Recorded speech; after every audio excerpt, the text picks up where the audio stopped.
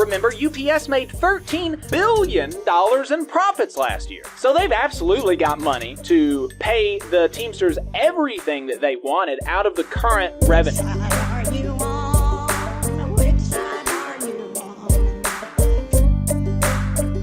So we just finished watching Jim Cramer a little bit ago, and he is not the only wealthy person who's freaking out about blue-collar workers making too much money. There's this fellow called Patrick Bet-David. He is an entrepreneur. Yeah. He made his money. Let's see. Well, we don't have to talk about how he made his money yet. Let's hear his opinions without me poisoning the well. Let's hear what he had to say without me poisoning the well about UPS employees. What do you think is the average pay for a full-time employee now at UPS? Don't say anything, Tom. What do you think? UPS. Hey, Vinny, what could Brown do for you? Give me the answer. $55,000. Okay, full-time, right? Full-time. Okay. I'm assuming those people want to kill everything. Not minimum wage. Average. Average. The key word is average salary for a full-time employee. You said 55? Well, I'm a huge fan of The Price is Right. I'm going 55-1. 55. Okay. Well, first of all, you win. That was not a hard bet to do, but I'm going to tell you what it is. Yes. Okay. It's... Oh my God! I can't believe this is it. Way higher. Okay, what is the minimum wage right now, federal in America? What's like the minimum $7 wage? $7 or something. $7.20. Okay. Yeah. Some states want to take you to 15. Okay. Right. Pause it just there for a second. Yeah, I love how we're comparing an average full-time wage to the minimum wage that you're legally allowed to pay people. It's also $7.25, by the way. Yeah. It's been $7.25 for 14 years. Yeah. Worth That's pointing out. Yeah, that's another thing that it's worth that these people are, these are like our betters, and they don't, they have no idea like how people at the bottom of society live. They have no idea, it's just that's just kind of a funny aside that they know so little about what they're talking about. But let's keep. All right, so full time is $49 an hour. That's $100,000 a year, guys. That's $100,000 a year. That's exactly what it is. The average full-time employee now at UPS gets paid six-figure salary. What? That's all right, the new. Vinny, let's get out of here. Let me read this to you. What am I doing? I'm going to read pause this. it. Yeah. Then go do it. You do it. I freaking dare you to go work for UPS and make less money than you do right now. What? What a jackass. What a stupid thing to say. And completely disrespectful to the labor, of course, that UPS workers do. And a lie, a misrepresentation, because there is no way that this fancy boy is going to get his hands dirty working in the warehouse or driving a truck with no air conditioning for 60, 70 hours a week. Give me a break. Let's continue. Go. I quit after. Go. I'm leaving. But hang on, you got to all the haters in the chat that want me to leave. Bye. Bye. Listen. Yeah, okay. Goodbye. Go do it. Yeah. Not even right about your figures, by the way. Yeah, that's another thing. Not right about your figures, but, go do it. Go do it, and then come back and talk to us about it. It's just, and that's what, that's what these people think about us.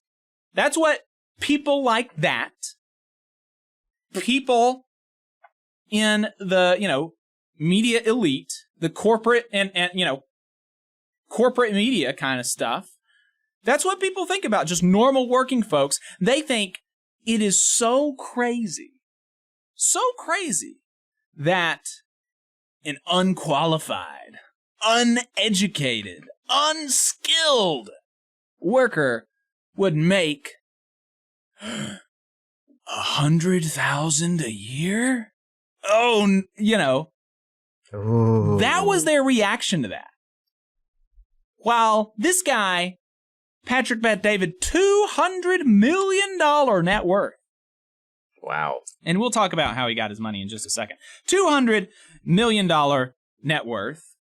And he is laughing at the prospect of UPS workers making $100,000 a year. But his figures are not right, of course. As you know, if you listen to this show, unlike him, that's like I said about the minimum wage thing. These people, they don't have the faintest idea about what they're talking about. They don't have a clue. UPS workers right now, and it's not even the average full-time, and there's just so much wrong. He said the average full-time is 49. That is not true. What he was reading, and actually if he had even read what he put on the screen, it would have made him think a little bit. Is it the average full-time right now? Because what he read on the screen said the average full-time top rate will be 49. That implies that it is not 49. And he was reading from some article about the tentative agreement, what was in the tentative agreement. And the tentative agreement lays out that full-time drivers, the top pay after a 4-year progression, the top pay, not the average pay, the top pay after 4 years is $49 an hour in 2028. Okay? Not right now. In 2028. Hey, 5 seconds. Just wanted to say that this is only possible because of our donors. If you want to see more of this, then consider donating yourself at tvlr.fm/donate. Right now, it's $42 an hour. The top rate after a 4-year progression. The top rate after a 4-year progression for full-time regular package car drivers is $42 an hour. So you've got all sorts of package car drivers who are in year 1, 2, or 3 of their progression who are not making $42 an hour. You also have right now 22-4s, which is a second class of driver who make half of what the regular package car drivers make because they're in a second tier. Fortunately, in this tentative agreement, that the tentative agreement allows for the elimination of 22-4s, but that's the status quo right now. Part-time warehouse workers make about half of what full-time package car drivers make, and warehouse workers make up 2/3 of the UPS workforce. So the idea that the average employee at UPS, the average package car driver at UPS doesn't even make $42 an hour. Significantly less. There are UPS workers across the state of Alabama that are only making $15.50 an hour. Okay? I mean, they have no clue. And they don't care. They don't care because all they're doing is laughing at the prospect of a normal person making a wage where they can be comfortable and go on a vacation, maybe even more than once a year.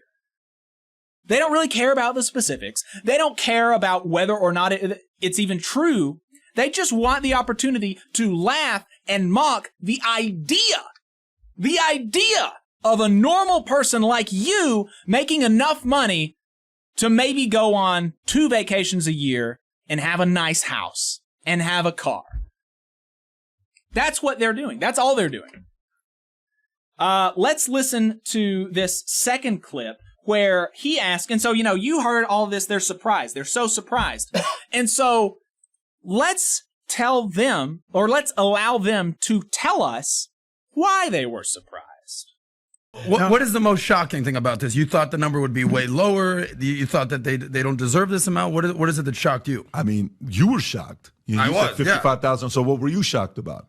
Yeah, I'm shocked by the number. Yes. I don't know. How much would they have to pay you, Vinny, to wear the brown shorts and drive a truck with no door and a flimsy seatbelt? It's exactly 2 times. Guys, can we have a serious conversation? Sorry.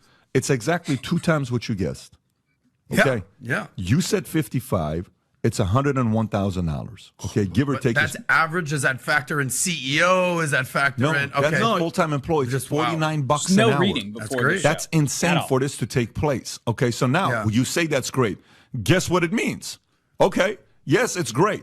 By the way, we can make that $490 an hour. Yeah. What does it cost to ship something? Yes. Okay, that's where the money comes from. The consumer is going to have to pay more. You are paying the raise. They're not paying the raise. You're paying the raise. So to us, if the consumer, like, what does it cost right now, Rob? Go and see what it costs to ship a regular item. Just go prices at UPS to ship anything. Okay, prices at UPS to ship anything. Let's just see what it comes up. Okay, zoom in. All right, so zoom in if you. Okay, right there. So check this out. 1 pound is $8.44. Okay. 2 to 4 business days. 2 pounds, $9.96. Okay, guess what? Now, what if they say, well, we want it to go to $490 an hour? Well, we can make that happen. We just got to make it $88 a Okay, pound. now stop that. Stop that right there. He said, and this is another thing, and he knows this. He knows what he just said is bullshit because he's a CEO. So he, presumably, he knows about the fact that labor is not 100% of your costs. And so what he just said, he knows is a lie. He absolutely knows it is a lie. What he just said is that if we paid these package car drivers $490 an hour, then that's 10 times what the rate that they think it is. 10 times $49 an hour is $490 an hour. And so what he just did is he said, well, currently, rates are $8.40, and so it's going to be $80. He multiplied the cost by 10 because the wage increased by 10. And he knows even if you paid $500 an hour, the cost wouldn't increase by 10 because labor is not all of the labor's not all the cost of the business. You've also got material costs. You've got, oh my goodness, maintenance costs, depreciation. There's just so many other costs that go into a business that even if you paid what would be an unreasonable wage of $500 an hour for a UPS package car driver, because that's not like, that would be more than the value that they create, right? That's more than the value, frankly, than people like him create. It's $500 an hour. He does not create that much value in an hour, frankly. But even if we paid package car drivers $500 an hour, your package rates would not increase 10 times. It might increase like maybe 5 times, maybe 6 times. But that's not what we're talking about. We're talking about going from $42 to $49 an hour. So what is that? What is that? 25%? 20%? Something like that. So your package rates are not going to increase that much, if they increase at all, frankly, because, remember, UPS made $13 billion in profits last year. So they've absolutely got money to pay the Teamsters everything that they wanted out of the current revenue. And they don't have to raise costs at all, as long as they were willing to take a hit on the profits. They don't even have to decrease the CEO compensation, right? They just have to decrease the amount of money that goes right back into shareholders' pockets. That's all they have to do. Okay, let's continue. So this idea of, day one, hey, consumer, you lost. Yep. And here we go again, like we've been talking about since we've been talking so much about the Teamster stuff. He is trying, just like mainstream media, he wants you to think of yourself as a consumer first, not as a worker, not as a member of a class of workers. He wants you to think of yourself as a consumer so that he can pit you against other workers. Right? Because if UPS pays more because of the solidarity of the UPS workers, that's going to be good for them. But it's actually also going to be good for the community, because all of that increased cost, instead of going into some ghoul's bank account in New York or DC, it's going to be used in the community that they live in. So it's going to be better for the community. And also, it's going to be better for workers at other logistics companies. FedEx is going to have to increase their wages to compete with UPS for workers.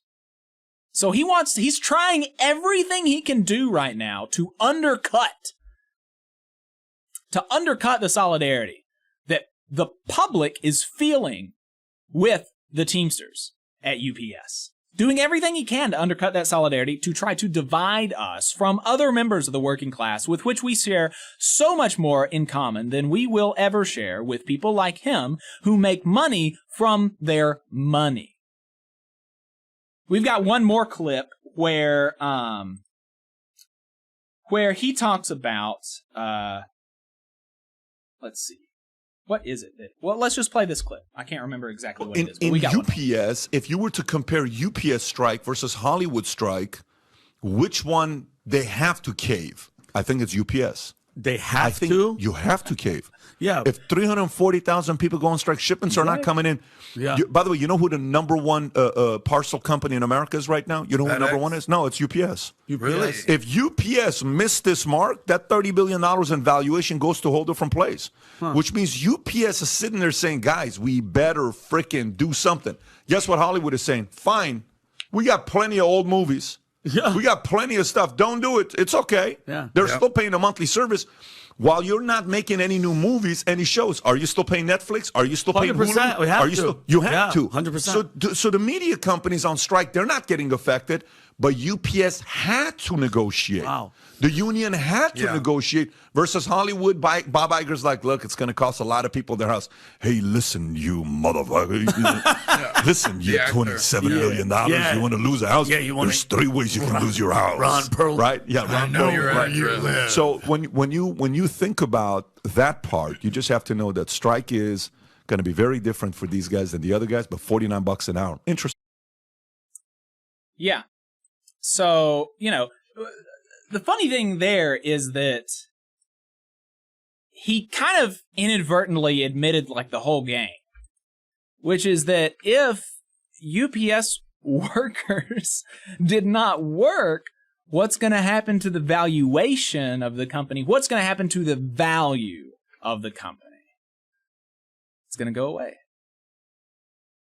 So who really creates the value of the company? It's the workers. It's the package car drivers, it's the warehouse workers for UPS. That's who do it. That's who create the value. And he's absolutely right that if UPS workers struck, the UPS would have to cave because they don't have any other choice, because they can't replace over a third of 1 million employees in time for a strike. Workers create all value. And basically he just admitted it. So that's kind of a funny thing. Something that you hear is that, business people, executive CEOs, the shareholder class, they are vulgar Marxists. They're just they're just rooting for the other team, right? They kind of recognize, they basically recognize all this. They just, they just want to do everything that they can to fight the people who create the value actually getting it. You just saw a clip from the Valley Labor Report. We are live every Saturday morning from 9:30 a.m. till 12:30 p.m. And we pride ourselves on keeping all of our content free to everybody so that we can talk to as many working folks as possible. If you support the work that we're doing, you think that it's important, you think that it's good, then consider making a monthly contribution to the project, and you can do that on our website, tvlr.fm.